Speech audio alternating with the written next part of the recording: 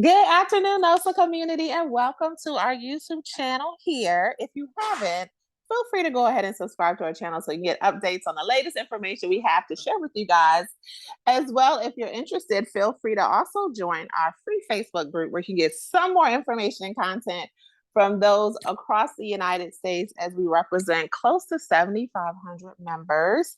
So join us there and click that alert bell so you can get updates on new videos that we have. As we continue the conversation here in October about the little things, those little things that can become big things, that become major things in your staffing business that we need to be mindful of and want to make sure that you guys have the information on making the right decisions about it. And we also will be having office hours today at 12 p.m. Eastern if you're free to join that as well. As always, the office hours are recorded, so we'll be dropping them here on our YouTube channel as well. For those who don't get a chance, if you don't get a chance to join us and you want to see how your question was answered, and if you want to comment below your own experiences, feel free to do that as well. So today's topic is continuing the conversation around marketing and marketing strategies, recruitment, business operations, budgeting, accounting, all those things.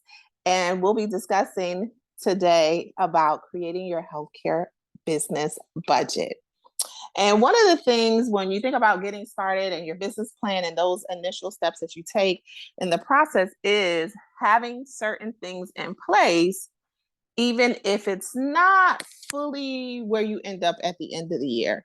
And this is a nice time to look at it because now as we enter into fourth quarter of 2023 is a great place to look at it. So think about it in this way. If you're starting your agency, say first of the year, last year you created a tentative budget. And those were based off of information that you researched, things that you knew about that were going on in the industry. Maybe you talked to people, but now 9 months, 10 months into the year, you should have a really good grasp of what things are in your budget when you're talking about variable expenses and fixed expenses, as well as things that may come up that may have your budget have a need to adjust. So let's start the conversation. So it can be challenging when you think about the finance piece of budgeting, but it's not as hard as you think it is. So the actual crunching of the numbers isn't where we're going to spend most of our conversation, but we'll touch on it as much as what numbers to look at. So we'll provide valuable advice on crafting your budget for your business to reach your goals and objectives. So the first thing you want to do when you're looking at your budget is analyze your costs. So costs related to doing business. And it can vary a little bit from agency owner to agency owner, but we're talking about commercial space. If you use commercial space, as big as commercial space, as small as something like paper.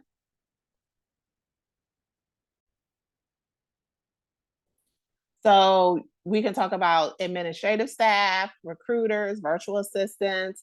You also want to include any software, so any software technology that you use, if you have a scheduling app, all those types of things. So those things are a part of analyzing their costs. So there's two ways to kind of break down your costs initially when you're getting started. So you want to break it down from variable expenses where the price of it can change. So an example of that might be a scheduling app where it's based on the number of employees using that particular app. That would be more of a variable cost versus if you have a commercial office space, typically that'll be a fixed cost based on a lease. And for instance, that may be like $600 or $300 a month. Some other examples of that would include typically your taxes are fixed costs. Like if your state requires that you pay business taxes, those quarterly costs will usually be a fixed cost that'll be kind of broken down into quarterly or monthly payments. Another example of a variable cost might be if you're having some sort of subscription service or anything like that you may use where it's based on like usage. An example for us would be we use the HP Ink subscription service for getting ink and getting paper for our particular office. And that is based on usage. So the more we have a flat rate, but if we go over that rate, then we're charged more. And then of course, if we're under that rate, we're not charged, we're charged the base rate. So those are two items. If you have any other options, some other fixed costs would be costs for your business phone will probably be fixed, your internet service will probably be a fixed cost. So all of those things that go into running your business. And what I would do at this initial stage is really write down every cost that goes into running your business. Usually your business insurance will be fixed costs. Workers' comp sometimes will be a fixed cost you pay over time. That'll be broken down into payments. Payroll costs to the state will usually be a fixed or variable because it may be a percentage or a flat rate. Unemployment usually is a fixed cost because it's just a percentage. So those can kind of fall into both areas because when you think about things being a flat rate, if the rate can change based on other variables, I would definitely maybe put it in a variable section or a separate section. Payroll systems, that a lot of times will be fixed cost systems like Microsoft Office or G Suite. Those will come in as fixed costs. So for those things, you really want to understand and do the research, especially if you started your business. But even if you haven't, you can still do the research on costs to get estimates. And what a lot of platforms allow you to do is create an estimate budget and a realistic budget. So what you actual cost versus what you estimated your cost to be. Making sure that you handle financial needs is really important. And it's also important to kind of get into the habit of doing it early on. I encourage some people, hey, do it in your personal life so that it makes it seamless into your professional and business life. You want to do it as a second thought.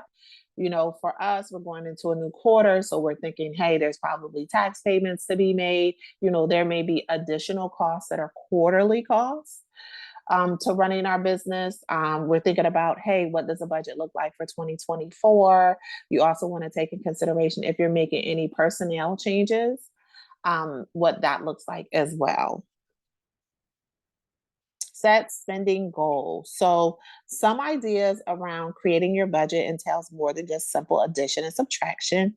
It involves making sure that you're efficient with your money management. You're able to establish achievable spending objectives and priorities. For instance, if you're allocating funds for stationary items that no longer serve your operations or your marketing purposes, it might be prudent to just trim down such expenses and redirect them towards other funds. So an example of that might be what I mentioned when I was talking about using the HP Ink service for getting ink and getting paper.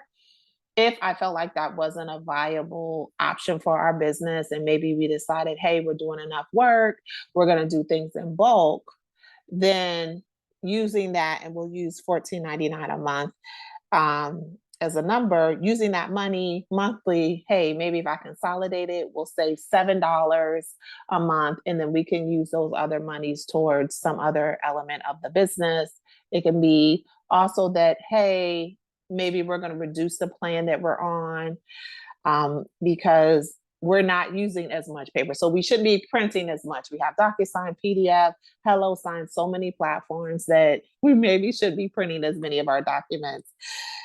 So kind of looking at ways to save or downsize as you allocate and are able to kind of look at your usage, especially for for software and technology that shows your usage. You really want to identify, is this something, one, that the business still needs? Is there a way to kind of consolidate these things into one service base? And then also, are you able to shift that money into another area that might be more of a priority for you when you think about setting your spending goals? So this is, as always, October is a great time to look at those things, kind of look at and assess how you did throughout the year. I encourage people to do it as an ongoing activity. So don't wait till October to do it. I would do it at the end of each quarter. And then it kind of allows you to set forth like better projections as far as, hey, what's the projected revenue for 2024? Are there specific goals that you want to hit when you think about those types of things? So take it into consideration when you're getting into setting your budgets for 2024, just setting your budget for this coming quarter. So estimating your revenue. So you want to avoid overestimating. So you want to work with as real as possible numbers. So when you're thinking about, hey, well, Shamika, I'm not sure how much it is, Google is your friend. YouTube is your friend. So YouTube and Google give good places to start when you're thinking about starting your budget or putting it into your business plan. But you don't want to make up like inaccurate numbers. Like you don't want to say, hey, well, my business insurance, I think it's going to cost me like $20 a month. You know, that's not an accurate depiction. There's a lot of information out there about, you know, business insurance. So you want to make sure that you've taken that into consideration. So like there's averages that are out there. Some of your AI tools give pretty good information around it. So your business insurance 9 times out of 10 is never going to be $20. So you don't want to overestimate, and you definitely don't want to underestimate. Examine your previous revenue records. Keep your perspective grounded in reality. Businesses must consistently track their revenue. So when you're finishing your budget, maybe you're, you know, setting your budget from last quarter to this quarter, you want to look at how you did last quarter from a revenue standpoint in the other 2 quarters or 3 quarters to really gauge, hey, what will my revenue look like for 2024? And a great way to do that is to look at how your business did overall. Some people use averages. People also may use, you know, expected growth or different elements of the business that may be expanding to estimate the revenue. And from your revenue, if you've already done a budget, that'll help you break your budget down into a monthly, quarterly view. And what that would look like is if you say, hey, I'm going to make $1 million for 2024, you know, let's break that down into a quarterly, let's break that down into a monthly view with regards of, you know, personnel costs, you know, and the easiest way I would say is to use a percentage, like of your revenue, what percentage of your revenue is personnel costs? What percentage of revenue is insurance, taxes, software, technology? What percentage is, you know, in-house or commercial space, leasing, those types of things. And there's a lot of software and systems that Excel and Google Sheets can do for you just based off of that formula. And we'll share that in a separate video and walk through that. Negotiate costs. So like I mentioned, and I used the HP Inc. example, you want to always negotiate what works for you. A lot of times when we start, we may get more than what we actually need from a system or technology, some of your more variable costs. So really look into what they're offering and what you're needing, and then their level of flexibility. So you always want to work with products or services that allow you to go up. So an example would be whether it's an applicant tracking system or scheduling system. You don't want to work with a scheduling system or applicant tracking tool that says, hey, we're charging you $5,000 a month for 5,000 employees. Of course, we would love for you to get there as a NOSA, but if where you're at is like 50 employees and they don't have a product for you, or they don't have something in the middle or the lower level, that might not be a good fit because it doesn't allow you to grow into the service that they're offering, and they may not be as flexible or open to any suggestions for changes and things of that nature. So finally, bringing it all together, when you're really thinking about putting together your budget, you want to kind of do your research as always, look at other people's information, whether it's through YouTube or Google or other platforms. We have some information on our website as well. And then also identify what'll represent your fixed costs and what'll represent your variable costs. And the difference between your fixed and variable costs really is the fact that variable costs can change month over month, quarter over quarter, but your fixed costs will be the same. The examples I gave was typically your internet service, your if you use cable providers, or your lease for your commercial space. That'll be the same no matter which month it is in, unless it goes up for other reasons, but or your telephone provider. But things like your scheduling app might have a different, may change month over month. Your payroll tool or technology may change month over month, especially if those things are based on the number of employees using that particular product. And I tell people to be kind of wary of those types of programs because it can make it a little bit harder for you to financially move forward, just because as you get more employees, you're paying out more. So just be mindful of that type of product. And that, hey, if you already know, so that goes from 50 to 5,000 employees, how you will incur those additional costs for that same product. So once you've done that, and you listed out all those things, for the things that you know, you write it down. For the things that you don't know, you do some research and get some estimates. And then always create a budget that's your estimated budget for the month, then including your actual budget. So you want something that documents at the end of the month or the very, very beginning of the month, like October, we're doing some of the actuals around our September monthly expenses and income. So once you deducted both from your consistent and fluctuating expenditures from your income, you have precise understanding of the funds that are at your disposal. Don't forget to include personnel that work in the operations, like you have a scheduler, a recruiter, or a virtual assistant. You want to include their costs in your budget. You want to include anything that may be like end of year costs, and then kind of spread them out throughout the year. An example would be if you're doing like quarterly or biannual tax payments. No matter what the amount is, like if it's estimated, say it's estimated $2,500, instead of including it on the budget for December as $2,500, I would encourage you to spread it across the whole year, just so that that money's allocated for that particular expense. And that way, when December comes, if maybe December's a slow month for you, you're not kind of hit with this large amount of money. You kind of allocate it. And then the last thing I'll say as we wrap up here is there are a lot of systems, and we've used it before, that allow you to allocate monies for things like taxes or other expenses within your actual account, your banking account, especially for business banking, where you can see it, and then a piece of it will be allocated for a reserve fund where you'll have like 7% set aside for taxes, or 10% set aside for business operations.